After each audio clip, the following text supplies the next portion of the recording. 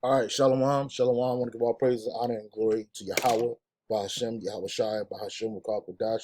I say double honors to the apostles and the bishop elders, a great millstone for teaching his word in truth and sincerity and for ruling well.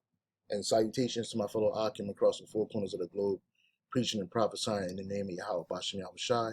Here, my brother Gabar Yahweh, Duff from GMS Hawaii, coming to you with another lesson. And this lesson is entitled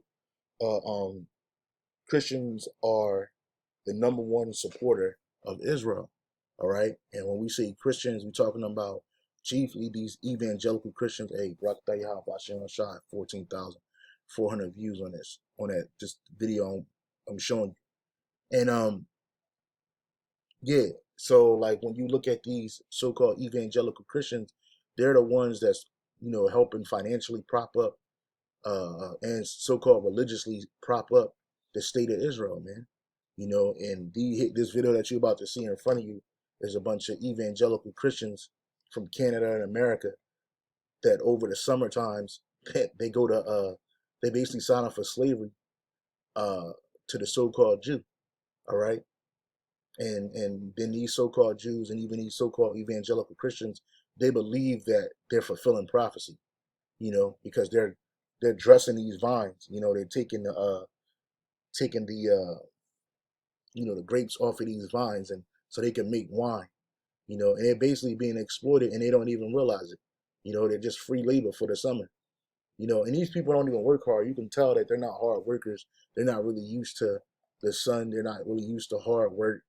In the kingdom of heaven, these people are going into hardcore slavery, and they're going to be forced into slavery. It ain't going to be that hard, but nonetheless, they're going to be forced into it. All right, they're not going to volunteer themselves up. Okay, no one in the history of man ever volunteered themselves up for captivity. Okay, like Vocam Malone like to say that, oh, nobody's gonna buy us because he don't understand Deuteronomy 28 and 68. He said, look, nobody bought you. You basically gave yourself up. No, and that's not the truth. That was a forceful event. Likewise, when these heathen nations of this whole world, of all nations, they're going into captivity. This is the book of Jeremiah 30, and I think it's 16. The book of Jeremiah 30 and 16. All right. No one signs up to go to captivity. No one agrees to go to captivity for a summer. And it ain't going to happen like that in the kingdom of heaven. You're going to be in captivity for 1,000 long years. All right. Not just a summer. All right. This is the book of Jeremiah 30 and 16, verse 16. And it says, therefore, all they that devour thee shall be devoured. All thine adversaries, every one of them, shall go into captivity. Right. And they that spoil thee shall be a spoil, and all that prey upon thee will I give for a prey. And all of these different nations, they have had us in a captivity one time or another. The last to have us in captivity is a nation in Edom. You see these Edomites on this still right here, all right? And they're doing nothing but dressing other Edomites as fields. No other nation is signing up to go to Israel, the state of Israel, to go, pick grapes off a vineyard before the grapes sour. Okay, no other nation is doing that. All right, and then they treat the people that's over there, them Arabs, they don't even want to give them jobs because this is free labor. They're exploiting it. So they're like, they claim that they don't trust the Arabs or the Palestinians over there to dress their vines, man. But you nations, you're gonna dress our vines, man. Whether we trust you or not, you're gonna dress them. And you're not gonna have a problem. Ain't gonna be no stealing in our kingdom. Ain't gonna be no sabotage. Ain't gonna be none of that in our kingdom. You're gonna be in hardcore captivity for 1,000 long years, and after that, then the nations will be a perpetual workforce for the children of Israel. You'll get paid, but we're never gonna do no work. We should never do any more labor again. But anyway, let me read this again. Therefore, all they that devour thee shall be devoured. Right? All these different nations that devour us, they're going to be devoured. All thine adversaries, starting with the nation of Edom, you can read Psalms 83. And it gives a detailed list of some of our enemies, our particularly main enemies, and that being the house of Edom, the tabernacle of Edom. And every one of them shall go into what? To captivity. Now, you don't sign up for captivity, right? That word for captivity and in the Hebrew is shabia, into captivity. Okay, Shabia or Bashabia, right? Shabia, Shabia. And it says captivity, capture, captives, exile captures, abstractly or concretely, collectively, an extension of booty. So they're going to be, well, prisoners taken away. These people are not prisoners. They supposedly doing this on their free will. You're a bunch of simple ass Edomites that believe that they're fulfilling biblical prophecy. See, they'll fulfill biblical prophecy as long as it applies to the so-called white man. But when it comes to the so-called Negro, Latino, Native Americans, these people don't want to believe in prophecy. It don't have nothing to do with us. We're supposed to be, according to them, we're just a no people, you know? All right, we're just a no people according to them. But they're going into captivity, right?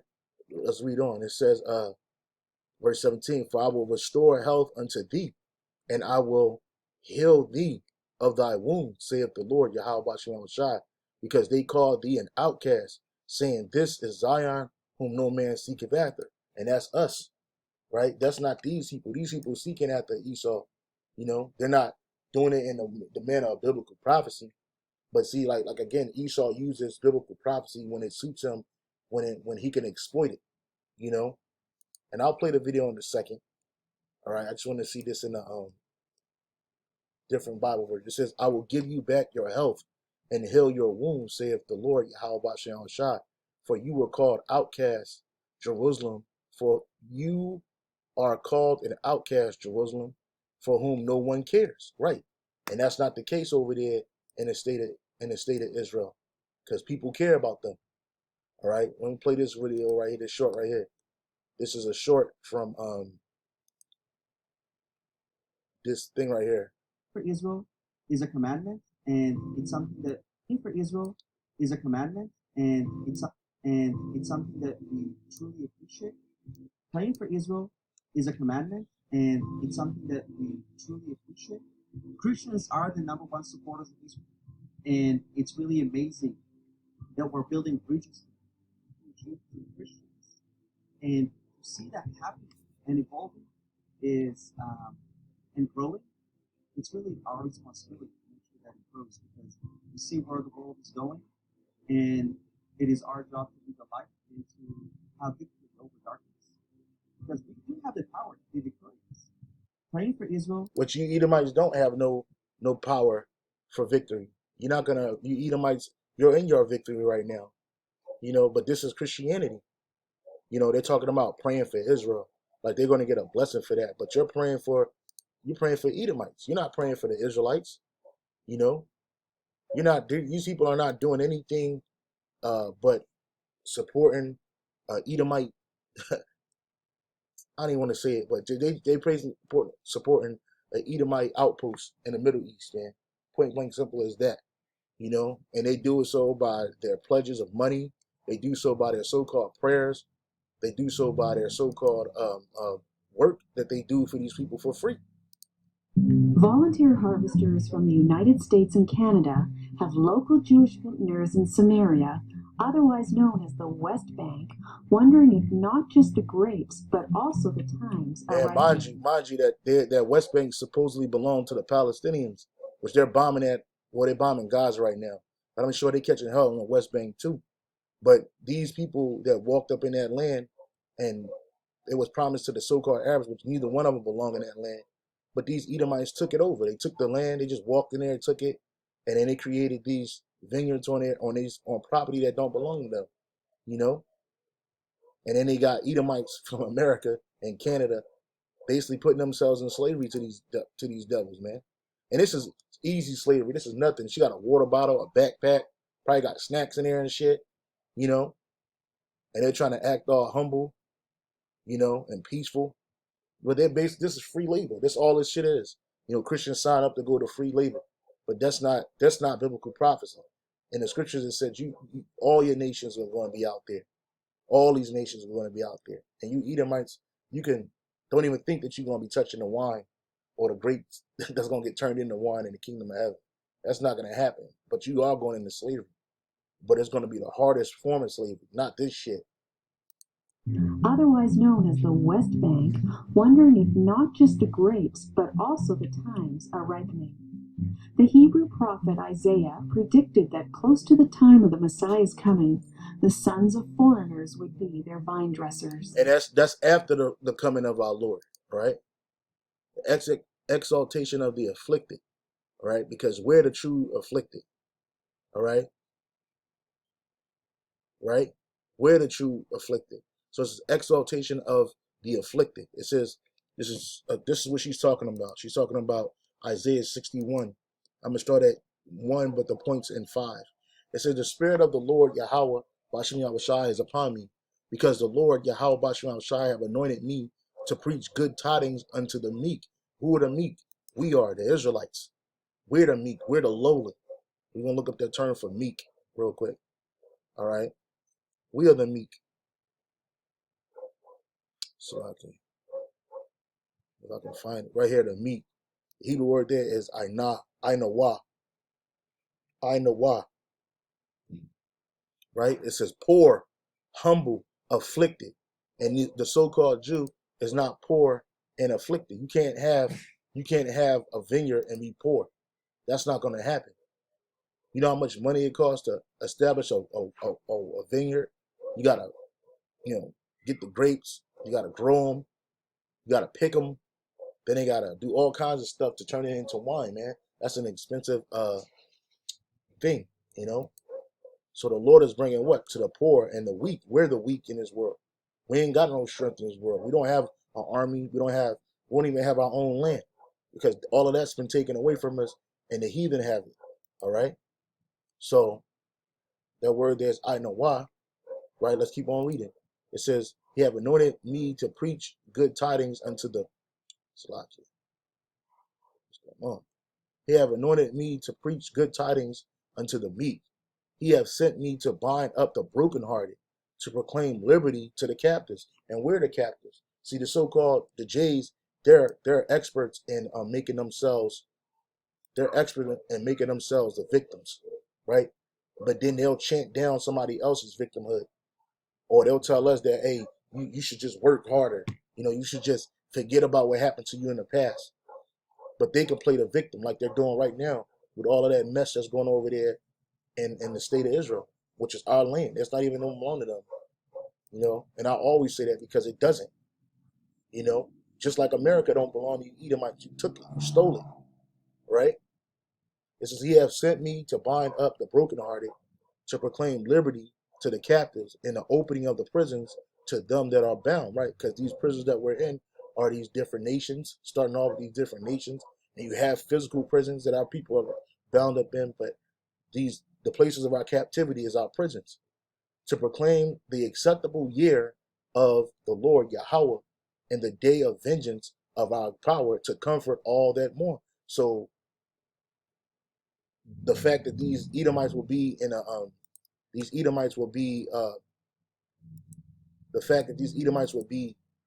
vineyards, all right. This is after the vengeance. These other nations will be in our vineyards after this, not before. But this guy said that it was all of this is predating the coming of the Messiah, because they don't even believe he came the first time.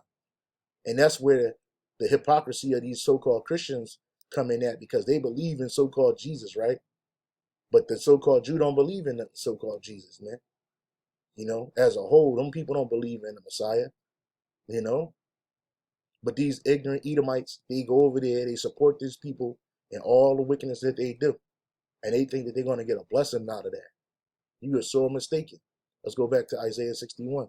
And it says, to proclaim the acceptable year of the Lord Yahweh Bashem Yahushai, and the day of vengeance unto our power, vengeance of our power, to comfort all that mourn, to appoint unto them that mourn in Zion. All right. And we're the people that's mourning. We're truly mourning. We're in a low state right now. Okay, we're in a broken state right now as a nation. And we're mourning about, our condition. We're mourning about our enemies destroying us. It says, to all who mourn in Israel, He will give a crown of beauty for ashes, a joyous blessing instead of mourning, festive praise instead of despair. In their righteousness, they will be like great oaks that the Lord Yahweh Bashem Shai have planted for His own glory, right? And these nations, they ain't righteous. You know, they're not planning to be righteous. We are. All right. Let me read this in the the KJV again. To appoint unto them that mourn in Zion, to give unto them beauty for ashes, the oil of joy for mourning, the garment of praise for the spirit of heaviness, that they might be called trees of righteousness, the planting of Yahweh, Bashem Yahushai, that he might be glorified.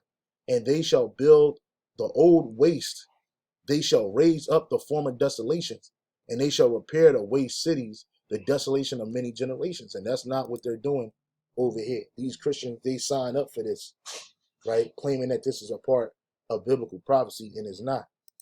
Times are ripening. The Hebrew prophet Isaiah predicted that close to the time of the Messiah's coming, the sons of foreigners would be their vine dressers.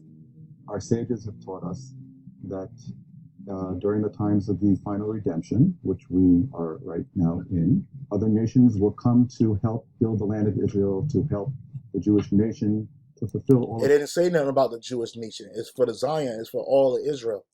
It's not about the so-called Jewish nation. The prophecies.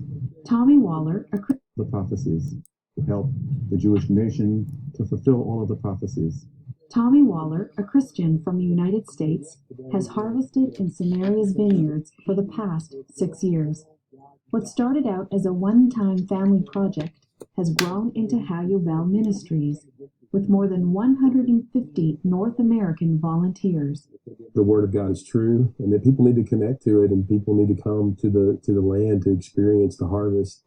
We just wanted to come out here and fulfill prophecy of picking grapes. We read the Bible and Jeremiah And the prophecy of picking grapes. Nah, that ain't the prophecy. And you ain't just going to pick grapes. It said you're going to rebuild the waste. You're going to rebuild. You're going to build. Matter of fact, this is the book of Isaiah, chapter 60, verse 12. I think it's 60, 12. Isaiah 60.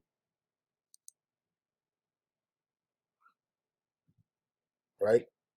Isaiah 60 and 12. Yeah, I'll start at 12. It says, for the nation and kingdom that will not serve thee shall perish. Yeah, those nations shall be utterly wasted. The glory of Lebanon shall come unto thee, the fir tree, the pine tree, the box together, to beautify the place of my sanctuary, and I will make the place of my feet glorious. The sons of them that afflicted thee shall come bending unto thee, and they shall be, and all they that despise thee shall bow themselves down to the soles of thy feet, and they shall call thee the city of the Lord, Yahweh Bashem Shai, the Zion, which is to Zion, the monument of the Holy One of Israel, man. You see? Verse 10 says, and the sons of strangers shall build up thy walls, and their kings shall minister unto thee. Minister meaning they're going to serve us. For in my wrath I smote thee, but in my favor I had mercy on thee. You see? And that's not happening right now. And we're already reading the following chapter, which is 61, verse 61. So these people are going to be our slaves. Remember, the Lord said it says what they're going to build the desolate. It says, and they shall build the old waste. They shall raise up the former desolation. They shall repair the waste cities, the desolation of many generations. And that's why you see Israel looking the way it look. Because it's just nothing. These people are living on a desolation of many generations of our cities. And we have more than just Jerusalem as a city. All our cities are wasted down there, in there. Just like any country has cities, right? Well, all ours were destroyed via these heathens, and our wickedness. All right. So going back into Isaiah 60 and 10 in the NLT, it says, foreigners will come to rebuild your towns, and their kings will serve you. For though I have destroyed you in my anger, I will now have mercy on you through my grace. Right? And that's not what this is. He talking about something. The prophecy says they were going to pick grapes. No, y'all going to do more than pick grapes, man. You're going to get your backs broken. You're going to get hit with a rod of iron. You're going to get hit with a rod of iron. Matter of fact, let me see if I can find that.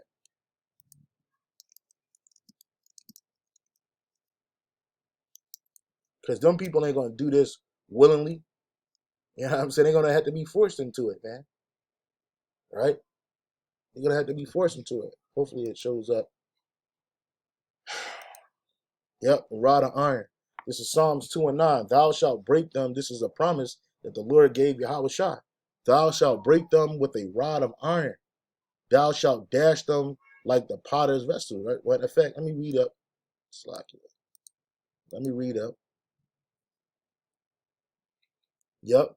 It says this. It says, verse 8, Psalms 2 and 8. Ask of me, and I shall give thee the heathen for thine inheritance. And the heathens are our slaves in the uttermost parts of the earth for thy possession. So we're going to take the whole planet. Thou shalt break them. Who are the them? We're going to break the heathen with a rod of iron. Thou shalt dash them into pieces like a potter's vessel. You see? And the Lord said, all that his father give him, he's going to give unto us. All right? In the NLT, it says, only ask, I will give you the nations as your inheritance. The whole earth as your possession. We just said that. Yep. It says, verse 9 in the NLT, it says, you will break them with an iron rod and smash them like clay pots. And that's not what they're doing over here. These people ain't being broken. They're not even working fast enough, man. It ain't hot enough out there, bro. And they got, these people ain't in slavery. You got somebody interviewing them while they cutting vines, man. Claiming that this is a part of prophecy. And it's not.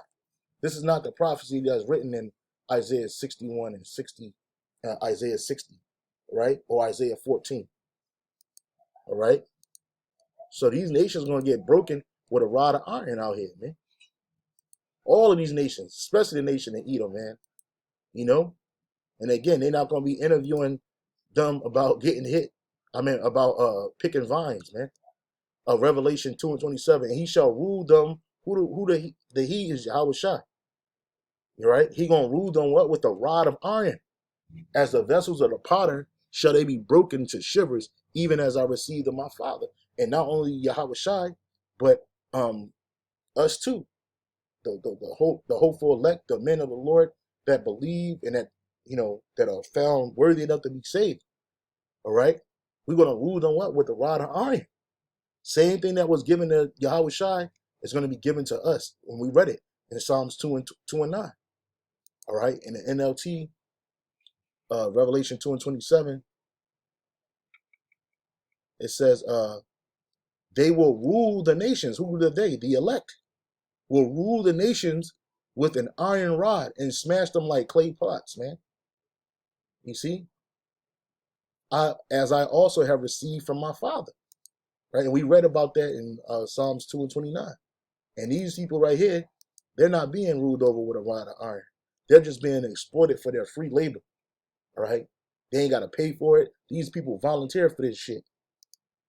Isaiah. And just be able to be a part of it and to support. And just be able. We just wanted to come out here and fulfill prophecy of picking grapes. We read the Bible, and Jeremiah and Isaiah. And just be able to be a part of it and to support, people that are growing things out here is just something I've always wanted to do. This year they are harvesting about 100 acres of vineyards, the equivalent of a staggering 400,000 bottles of wine. Some fields are harvested just in time, as grapes literally ripen on the vine. Waller's harvesters can't keep up with local demand. The Israelis are saying, if you don't come, we're in trouble. If you don't come, these vines don't get harvested. Yeah, the Israelis, not the Israelites, man. And they need them. They need that free labor. Why? It's difficult to attract Israeli labor. And yeah, here it is. These small hats. They don't even want to do the job. They got the vineyards, but they don't want to. They don't want to dress them. They don't want to cut them. They don't want to do that. They want somebody else to do that. And these small hands ain't trying to be out in the field all day working for some other J's. No. So that's why they want the free labor. That's why it's hard. Israeli labor and regular. These vines don't get harvested. Why? It's difficult to attract Israeli labor, and regular sabotage of the fields makes Jewish vintners cautious of Arab workers. Farmers have made great personal self-sacrifice in order to plant the vineyards And to get all of these people coming out and helping them is a great assistance to them. The harvesters Look at come this shit. bringing musicians to play worship music. Y'all not gonna be doing this in our kingdom, man. Yeah, I don't know if this is a jig or a ham. I don't know what this is, but whatever it is lost. This is not gonna be happening in our kingdom, buddy. While the grapes are gathered. This appears to not only affect the atmosphere, but brings a blessing to the land. Without Tommy and his workers, the yield and quality of grapes would not be as high. It's a blessing. At a time that Jewish Israelis believe could be the final redemption before the Messiah comes. This dude ain't thinking about the Messiah, man. He's thinking about them damn grapes. He ain't got no, he shaved his beard off his face. Come on, man. This ain't the Lord's people, bro. And neither is this fulfilling prophecy, man. He's overseeing free labor. That's all this shit is. These Edomites signed up for free labor, calling it prophecy, man. The hell out of here. It's Isaiah 14:1. And the Lord Yahweh Shai will have mercy on Jacob and yet choose Israel and set them in their own land. And the strangers shall be joined with them, and they shall cleave to the house of Jacob. Those strangers are other Israelites who didn't know that they're Israelites, right? Who are in a Gentile state of mind. And we're clinging to Jacob. We're cleaving to Jacob. And the people shall take them and bring them to their place. And the house of Israel shall possess them. Who are them? We're going to possess these heathens in the land of the Lord. In the land of Yahweh Shai. For what? Servants and handmaids. And they shall take them captive. So these people are going in a captivity, prison, whose captives they were. And they shall rule over their oppressors. And whose captives were we? We were the Edomites' captives. We were the Moabites' captives, the Hamites, the Ishmaelites, the Japhites, okay, the Syrians, the Elamites, all these nations had us in captivity, man. All of these different nations had us destroyed, man. You know? So that's what's gonna happen. It ain't gonna be no summertime job. You went to Israel and you helped dress some vineyards, and now you help them fulfill prophecy. You're not fulfilling prophecy by doing that, man. It's gonna be forced labor. There's too little people out there. There's got to be millions of people out there getting our vineyards right, man. You know what I'm saying? It ain't gonna be no handful, you know. Not gonna happen, man. It appears that the fields are ripe, and that Christians are the ones given the task to harvest. In the Bible, it's written that when Messiah will come, people from all the world will come and help Israel, and we believe in it. No, it ain't say help. It say they're gonna be enslaved. These people don't know. They don't know Yahweh Shai Hamashiach, man. Let me play this again, man. It is written. It's just free labor for them. It's written that when Messiah will come, people from all the world will come and help Israel, and we believe in it. Marty Blom, Axe News Network, Israel. Yeah, these people are bugged out, man. You know what I mean? And this shows you that these Edomites, they don't understand prophecy. Neither do they care about prophecy. All right? These people are going into captivity, hardcore. All right? The whole world. If you're not an Israelite, you're done. And it's a lot of you people out. There's a lot of heathen out there, man. All right? And if it ain't enough, we'll make them enough. Because y'all going. You ain't going to help us. You're going to do. You're going into captivity. All right? So I hope you... Oh, I want to bring this out too. This is off of the Times of Israel.com. Netanyahu, evangelical Christians are Israel's best friend. In an address to the CUFI, Prime Minister makes no mention of Trump, but takes a dig at the White House decision to leave the U.S. Embassy in Tel Aviv. Prime Minister Benjamin Netanyahu told a Christian evangelical audience in Washington on Monday that they were Israel's best friend in the world. And why is that? Because they prop them up. They go along with the lie, and they call it prophecy. And an address notable for the pointed absence of any reference to the U.S. President Donald Trump or his administration efforts to the region. When I say we have no greater friends than Christian supporters of Israel, I know you've always stood with us, Netanyahu told the cheering crowd at the Christian United for Israel's annual conference. So they have a whole annual conference for Christians that's united for Israel. You stand with us because you stand with yourselves, because we represent that common heritage of freedom that goes back thousands of years. And that's not true. America has no better friend than Israel, and Israel has no better friend than America.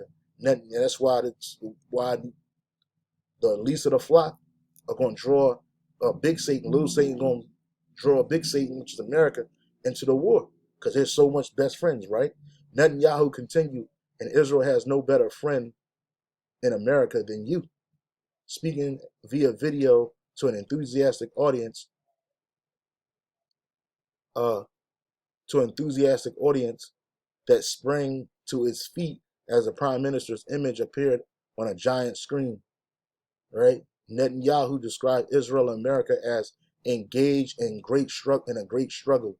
It's a struggle of civilizations.